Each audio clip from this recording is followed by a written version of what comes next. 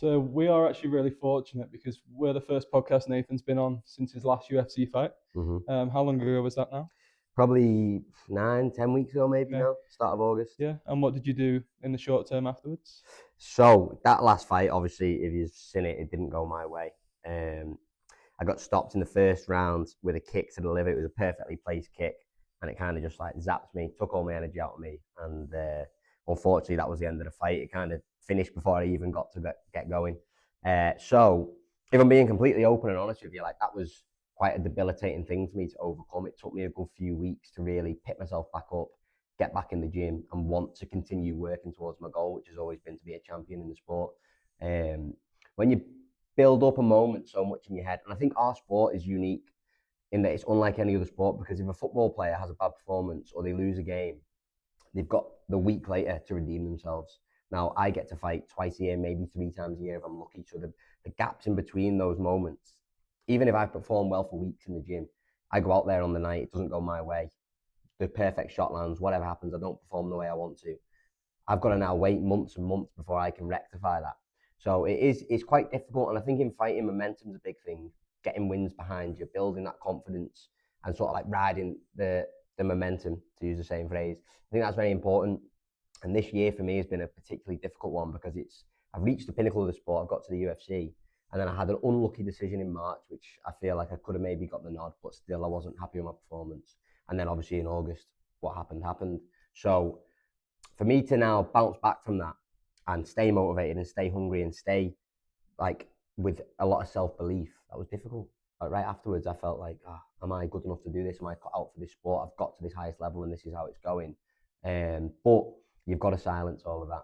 I'm aware that this sport's a roller coaster. There's plenty of ups and downs, and ultimately, at the end of the day, when you're stepping in the cage against elite competitors, it's a 50-50 chance of who's going to win, who's going to lose. Now, obviously, you can try and stack all those odds in your favour, but you still can't take away the fact that good shots can land, things can't go your way. It is what it is. That's a variable in the sport. So looking at it logically and assessing it for what it is, I got hit with a great shot. Could have happened to anybody. Of I've course. got to put it behind me and move on. I made a lot of progress in that camp. I feel like I improved as a fighter. I'm still 27. I'm still kind of finding my feet. Now I've only had 12 pro fights, so to be competing at that level in the UFC, only 12 pro fights, that's quite early on in my career. My coach said something to me actually. Sorry, I'm going on a bit of a tangent here, Go but for it. Paddy, when he got signed to the UFC, I think he was 13-3. So he'd Right. already had 15 pro fights before he even got to the world stage to then go and have that meteoric rise that he's had. So I'm actually earlier on in my career technically than he was when he got signed. But I'm having my losses now, my learning curve now at that elite level. So it's difficult to adapt and overcome that. And then my next fight I know is going to be against another killer. Like I'm not going to go and get a little build and fight now to pick me back up. I'm going to have to go in and be ready to compete against another world class athlete. But I believe 100% in my heart of hearts that I'm still destined for greatness and I can do that and I can go and win. So that's the sort of self talk I'm going to keep on with, and I'm going to try and keep out all the self doubt and the negativity that comes along with obviously losing in the sport. Yeah, yeah. Well, I really appreciate that honesty because I don't think every athlete out there would be that honest. Just touching on Paddy, obviously everyone who knows Nathan knows how much Nathan's valued by his gym and Paddy. And the podcast that you did with Paddy was very insightful. Obviously, I've seen it myself. Yeah, if you haven't seen it, I'd recommend watching it. And yeah, I think that just tells you, how much ability you do have. Mm-hmm. If those people respect you to the amount that they do, that's surely a good thing to take, isn't it? 100%. And I trust my team fully. And we had a lot of chats after that last fight, and I know I've got the backing of them 100%. Sometimes when it's your own situation, you're clouded by a bit of, like I said, self doubt and things. Emotion comes into play, whereas they can look at it objectively and they know the level I'm at. They know what I'm capable of, and they've assured me after the fight when I was maybe having a bit of a wobble, like, look, you can do this. We're gonna pick back up. We're gonna go again. And like that's just life in general. I think life comes with a lot of ups and downs, and it's how you respond to those adversities, how you respond to those moments where things aren't going your way that like show your true character. And I've always preached when I was winning fights about being mentally tough, this, that, the other. But when you actually got to put it into practice and overcome another obstacle, and I've had many in my career so far, but that's just like, for me, it's creating a better story. When it's all said and done, I can look back on this point in my career and it can be a pivotal point where I went from maybe not believing in myself fully after a couple of losses to flipping the script and going on to achieve what I know I can achieve. So That's absolutely spot on. Yeah, Yeah, I think the one that springs to mind when you're talking there is, in the Olympics when the Brownlee brothers helped each other over the line, Yes, or one of yeah, the yeah, yeah. brothers helped, and that to me summarizes what you mentioned about overcoming those hurdles. And 100%, yeah. obviously they carried on, and made their names go into history, didn't they? I guess. One of them, rolled their ankle, broke the foot or something, did they? It was like a Um, serious injury, wasn't there, on one? during that race, it was just literally exhaustion, Right, okay. and he is basically finish line in sight, and he just kind of almost collapsed, Right. and His yeah, brother slowed down to pick him up, yeah, and yeah. gave up the goal. Yeah, well, he could have stole the gold, I think, but they obviously let someone else go ahead, but they both got on the podium regardless. So Oh, it fair was play. pretty ace, to be Yeah. fair. So over the years so far, Nathan, have you had many problems with injuries? Definitely had my fair share of injuries, yeah. Probably most prominent was my broken leg. So I had a few like hairline fractures just from training camp, sparring, overuse injury. I think a hairline fracture is essentially. Yeah, And obviously, I'm taking repeated blows in training. We're sparring quite hard, even though we've got all the protective gear on. You're still taking kicks, punches, and whatnot. And basically, when I went on a show called The Ultimate Fighter, which was kind of like my route into the UFC, in the first round of the show, I was fighting a guy from Australia called Khan Offley. Might be New Zealand, actually. He's either New Zealand that part or of the Australia, world, yeah. yeah. And basically took a calf kick, and my leg was obviously already compromised from the training camp prior to it, and I snapped my fibula.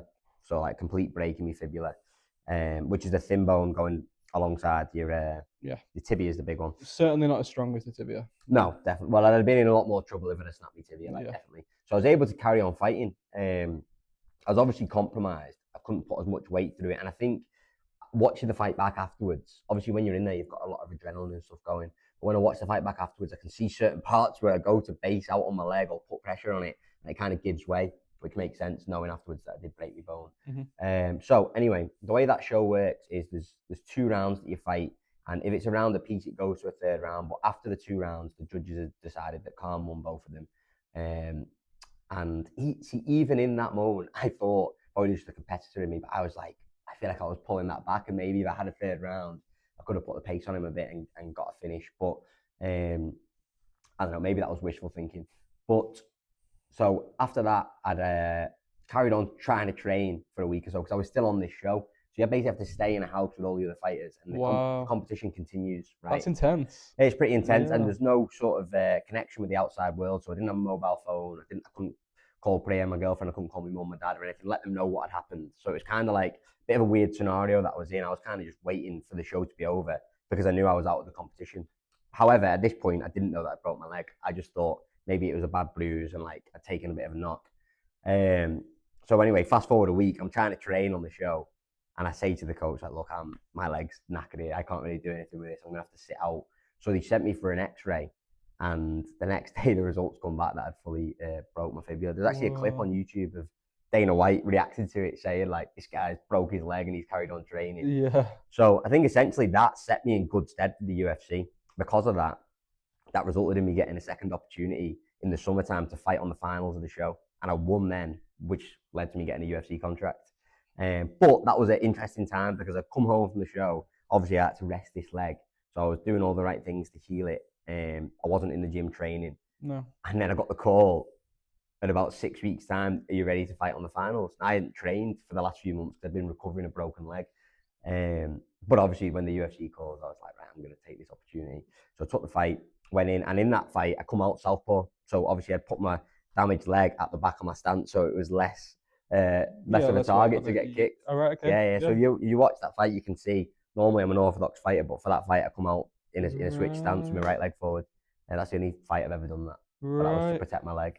And which fight was that? So that was a fight against Gigamantis Ramashka. That was last Mm. summer, and it was my first fight in the UFC, and that resulted in me getting like a UFC contract after that. Right. Yeah. Brilliant. So we've touched on quite a few of your fights so far, Nathan. But one thing I really do want to know about fight day is how does the routine look for you? What are you doing in the hours building up to your fight? Yeah, fight day is a crazy experience because from the moment you wake up, you've got a little bit of adrenaline going. You know, like today's the day. I've done all the preparation. I've done the weight cut.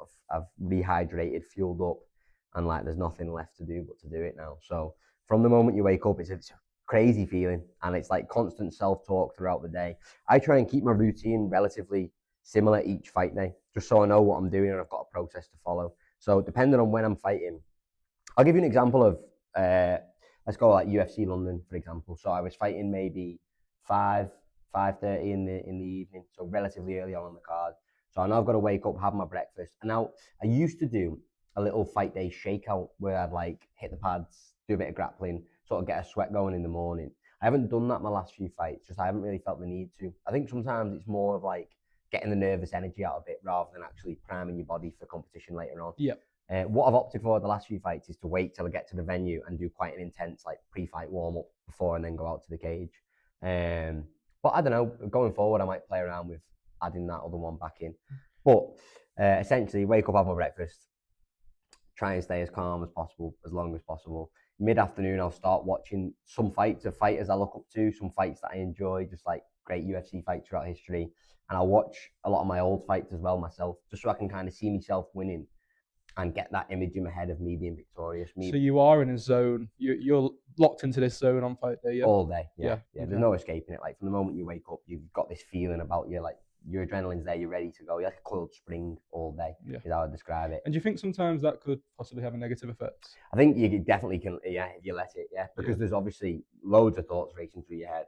So you're trying to quiet that and just select the good ones and the positive ones. And that's why I like that reinforcement of watching my old fights, seeing me being victorious. I think that just paints that mental image in my head of like, okay, I am a killer. I am built to do this. Another thing is reminding yourself that this is what you want to do. Because a lot of the times it's scary on fight day. And you get those feelings of like, what am I doing here? Like, I'm really nervous now. Do you know what I mean? But I chose to be here. This is something I enjoy doing. This is what I've dedicated my life to. This is my hobby, my passion. How fortunate am I that I get to go and make a living doing my childhood dream? Do you know what I mean? So I think reminding myself of that is also helpful on fight days. But in terms of routine, wake up, same thing, breakfast, wait till mid-afternoon, start watching some of my old fights, watching fights I enjoy. When I get that shower before I go to the arena, that's quite a therapeutic experience as well, because it's kind of like, depends on how you see it, but I like to see it as like I'm washing myself. It's my final sort of ritual before I go to the arena and be a gladiator, essentially. That's the way I'm seeing it. Like I'm going into battle. Do you know what I mean? Any treatment on a fight day? No, I don't. No. I've never had like massage or anything like that. Any treatment? No. It's just kind of no manual stretching or anything like that. No. I do my like throughout the day. You do your own bit. Also, I think when you've got an element of when you've got adrenaline in your body, I feel more loose anyway. Like my joints just seem to move better. I feel more flexible. I think that's, I don't know the physiology behind it, but I definitely feel a lot looser fight day when I've got that like adrenaline going through my body. No, that makes a lot of sense. I can really see why that would be the case. Yeah. So again, just touching on kind of like fight day and the support and the following that you have. Do you think that helps being from a place like Southport, like we are? Do you feel like you have that kind of support behind you as opposed to maybe being from a city and there's loads of fighters? Yes, I do. I think, I would say that being from a smaller town, you definitely I get the feeling anyway that the whole town supports me. Like every time I fight, I got loads of messages from everyone throughout Southport. And I feel like we definitely group together. Whenever anybody does something well from this town, it's nice to back them and give you support because it raises the whole town up as well. Do you know what I mean? Yep. So I would like to say, so I'm quite proud to represent Southport. I know I fight out at Liverpool, but I always like to mention that I am from Southport and like trying to do the town proud as well as myself, my friends, my family. All my close ones are from Southport, really. My nearest and dearest, my family, my friends. So to have all their support and the backing definitely means a lot to me. Yeah, of course. And obviously our town has been through a tough time. So do you think that kind of spurs you on even more? Yeah, 100%. That was around the time of my fight last year in September. Was just after that incident. Right. So that was a crazy time period, and I feel like everyone in the town really felt that. But it was also nice to see everybody pull together and support the families that were affected.